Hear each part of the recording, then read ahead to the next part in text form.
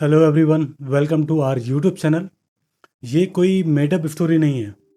ये बंदा जेल इसलिए चला गया क्योंकि इसने मून पर सेक्स किया था। मतलब थोड़ा कॉम्प्लिकेटेड है, तो सुनो। इस बंदे का नाम है थेड रॉबर्ट्स और उस वक्त उसकी एज थी 25 ईयर्स। थेड नासा में ह्यूस्टन में एक इंटर्न था। अच्छा खासा इंटेलिजेंट। नासा में है तो आप गैस कर ही सकते हैं, इंटेलिजेंट तो होगा ही। और उसका सपना था एक दिन एस्ट्रोनॉट बनने का। नासा में उसको लगता था कि ये उसका ड्रीम जॉब है। लेकिन एक दिन जब थेड लैब में काम कर रहा था, उसकी नज़र एक बड़े सेफ पर पड़ती है। एक बड़ा सा सेफ था जिसमें रियल मून रॉक्स रखे हुए थे। इसमें वो मून रॉक्स रखे हुए थे जो कि पहले जो भी एस्ट्रोनॉट्स थे डिफरेंट मून लैंडिंग्स में से लेकर के आए थे। और जनरल नॉलेज के लिए आपको बता दूं, अब तक मून पर 12 लैंडिंग हो चुकी है। थेड ये रॉक्स को देख करके सोचता है, यार ये रॉक्स तो काफ़ी पैसा बना सकते हैं। और उसको ये भी पता चलता है कि उस सेफ के आसपास ज़्यादा सिक्योरिटी भी नहीं है। तो थेड प्लान बनाता है इन मून रॉक्स को चुराने का।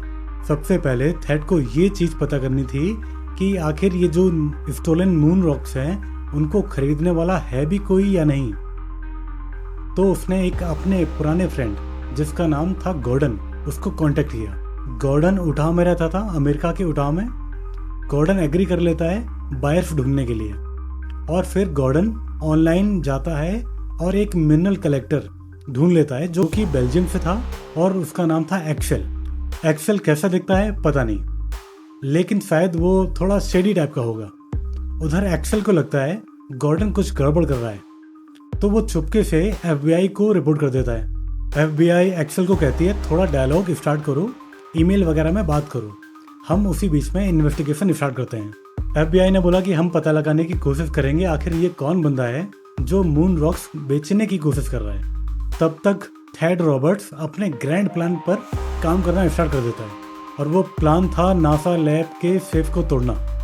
लेकिन एक दिन अचानक से उसकी मुलाकात होती है टिफनी से। टिफनी 22 साल की लड़की थी और वो भी नासा में ही इंटर्न थी। थेड को टिफनी बहुत पसंद आती है। और वैसे तो थेड शादीशुदा था, लेकिन वो टिफनी के साथ भी रोमांस करना चाहता था। अच्छी बात यह थी कि टिफनी को भी थेड पसंद आता है और वो दोनों प्यार में पड़ जाते हैं।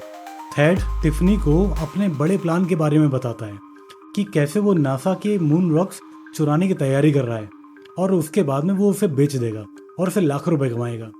और उधर टिफनी पता नहीं किस रीजन से थेड के प्लान को सुनकर के बोलती है, वाह ये तो बहुत बढ़िया प्लान है, हम बिल्कुल पकड़े ही नहीं जाएंगे। और वो भी इन मून रॉक्स की हीफ्स में थेड की हेल्प करने के लिए रेडी हो जाती है। फिर एक रात जब नासा के सब बिल्डिंग्स बंद हो जाते हैं और सब घर चले जाते हैं, थेड और टिफनी लैब के अंदर जाकर के घुस जाते हैं अपना मून रॉक हीफ्स प्लान एग्जीक्यूट करने के लिए। अपने क्रेडेंशियल यूज करके सबसे पहले तो वो बिल्डिंग के अंदर जाते हैं, फिर जाते हैं वॉल्ट के पास में।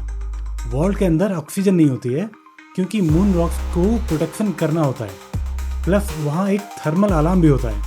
तो थेड और टिफनी बॉडी सूट पहन करके और ब्रीथिंग अपैरेटस के साथ वॉल्ट के अंदर एंटर करते हैं। और ये करना जरूरी था, नहीं तो अलार्म बज जाएगा।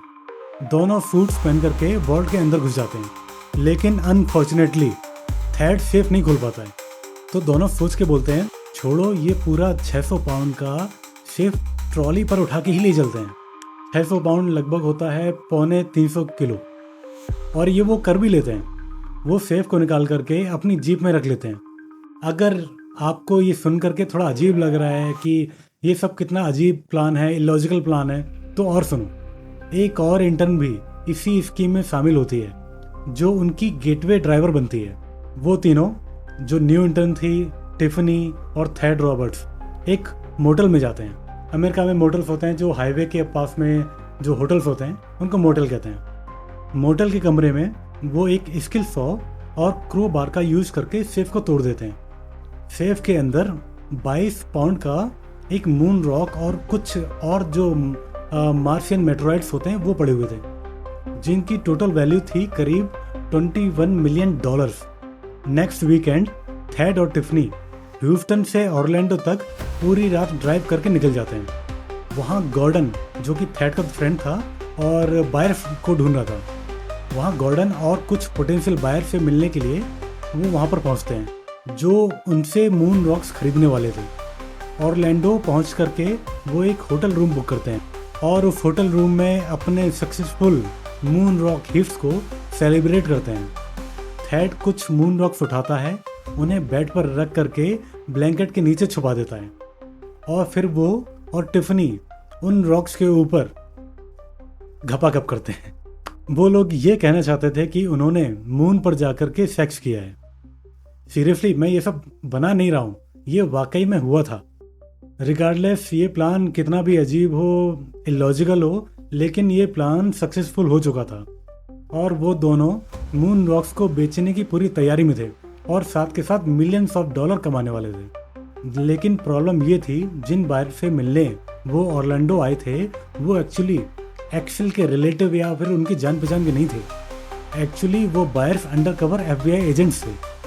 थैड और टिफनी गॉर्डन के साथ एक इटालियन रेस्टोरेंट में मिलते हैं उन नकली बायर से जो कि FBI के एजेंट थे। मिलने के बाद, डील करने के बाद में वो सब होटल वापस आ जाते हैं ताकि डील को फाइनलाइज किया जा सके।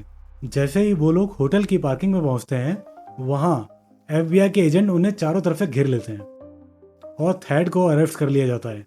ये थैड का मकसद है और ये टिफनी का मकसद है।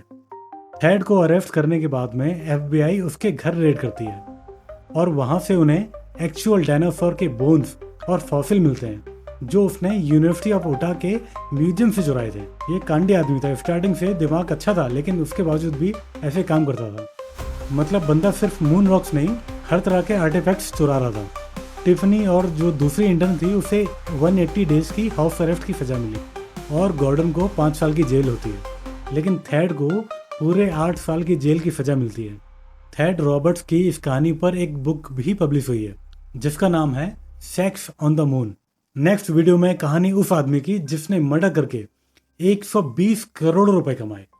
आज की कहानी आपको कैसी लगी आप कमेंट्स में ज़रूर बताइए और आने वाली इंटरेस्टिंग वीडियो कहीं मिस ना हो जाए उसके लिए आप चैनल को सब्सक्राइब जरूर कीजिए। यहाँ तक वीडियो देखने के लिए थैंक यू।